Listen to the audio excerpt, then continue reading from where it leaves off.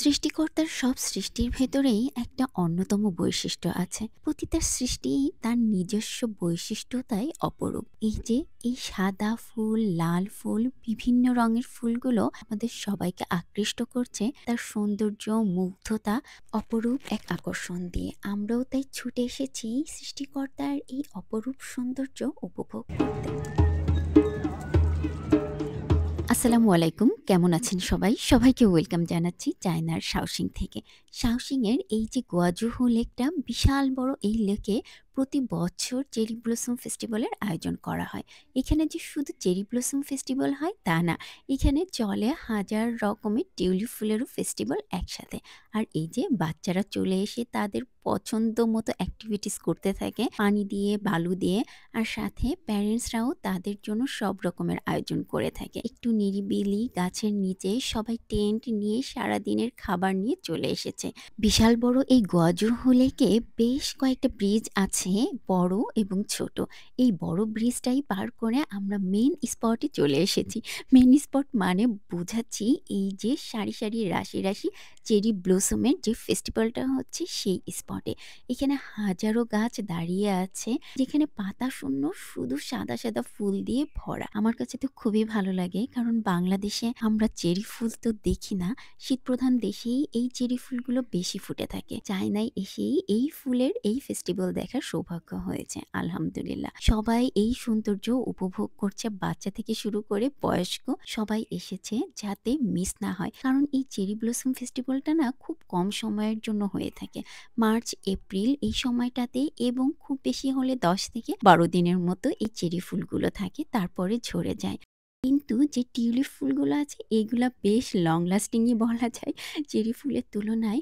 এবং এই টিউলিপ ফুলগুলো কিন্তু বেশ শক্ত আর এত সুন্দর ডিটেইলিং।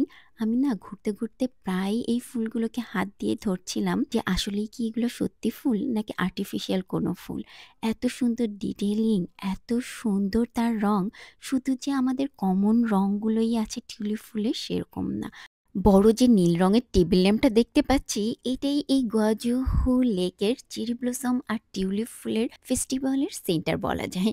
গত বছর এখানে বড়সড় একটা ফুলের বুকে করা ছিল, আর এই বছর তৈরি করেছে এই টেবিল ল্যাম্পটা। একটু মৃদু বাতাসেই এই চেরি ফুলের সাদা শুভ্র পাপড়িগুলো না খুলে খুলে দর্শনার্থীদের গায়ে মুখে পড়ছে। এ এক অন্যরকম অনুভূতি। চেরি স্ট্রম যেটাকে বলে সেটাই যেন একটু মৃদু বাতাসে সেই সৌন্দর্য উপভোগ করারও সৌভাগ্য আমাদের হয়েছে। উপরে আছে নীল আকাশ, সাদা ফুল, কোনো একটা সবুজ পাতাও নেই, আর তারই নিচে হরেক রকমের টিউলিপ ফুলের বাহার। অসাধারণ অসাধারণ এই সৌন্দর্য আমরা উপভোগ করে চলেছি চায়নার শাওশিং থেকে। আপনারা কে কোথা থেকে আমাদের এই ভিডিওটি দেখছেন আমাদেরকে জানাবেন। শুধুমাত্র ফেস্টিভ্যাল দেখলাম আর এনজয় করে চলে গেলাম এরকম না। চায়নাতে এই যে ছোট ছোট বাচ্চাদেরকেও ড্রয়িং এর মাধ্যমে তারা ফুলগুলো কেমন দেখেছে, ফুলের আকৃতি, রং কেমন, সেগুলোরও এক্সপিরিয়েন্স তাদেরকে ফুটিয়ে তোলার জন্য রোডের মাঝখানে বিশাল বড় পেপারে যার যার রং তুলি দিয়ে ছোট ছোট হাতে সেই সৌন্দর্যটাকে ফুটিয়ে তুলতে বলা হয়েছে। ছোট বাচ্চারা তাদের দৃষ্টিতে আর চিন্তা শক্তিতে এই ফুলকে কেমন দেখলো সেটাই প্রকাশ করার এক সুন্দর অ্যাডভান্স সিস্টেম এখানে তারা করেছে। বর্ণ, ঘ্রাণ আর সৌন্দর্যে এই চেরি ফুল বা টিউলিপ ফুল সব দেশে কিন্তু একই রকম, একই সৌন্দর্য তারা বিস্তার করে চলছে। কিন্তু শুধুমাত্র তাদের অর্গানাইজ ব্যবস্থা বা বিন্যাস ব্যবস্থা একটু ভিন্ন হয়ে থাকে।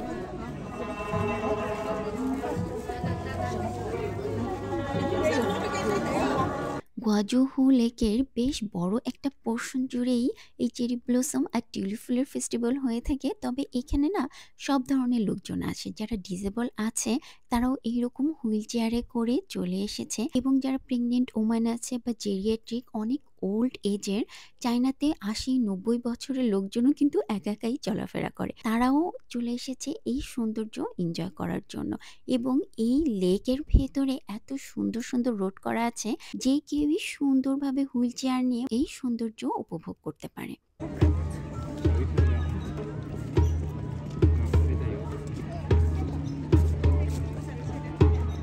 ফুল একই, তবে দেশভেদে এর রয়েছে বিভিন্ন নাম। বিভিন্ন নামে ডাকা হয়। জাপানে এই চেরি ফুলকে বলে সাকুরা, আর চায়নাতে বলে ইংহুয়া।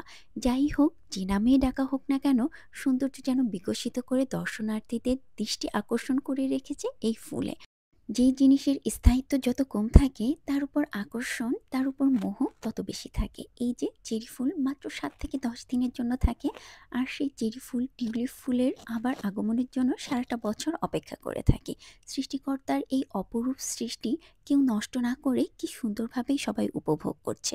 ফটো ওঠাচ্ছে, মেমোরি ক্রিয়েট করছে, ঘুরে ফিরে দেখছে। কিন্তু কেউই নষ্ট করছে না, ধরছে না, ছিঁড়ছে না। আমরা মানবজাতি সৃষ্টিকর্তার প্রতিটি সৃষ্টির উপর এরকম যত্নশীল হই, আর সেগুলোর সৌন্দর্য সুন্দরভাবে বিকশিত হতে দেই তাদের আপন মনে। চায়নার এইরকম সুন্দর সুন্দর ভিডিও দেখার জন্য আমাদের সাথেই থাকবেন। সবাই অনেক বেশি ভালো থাকবেন এবং সুস্থ থাকবেন। আমাদের জন্য দোয়া করবেন। আল্লাহ হাফেজ।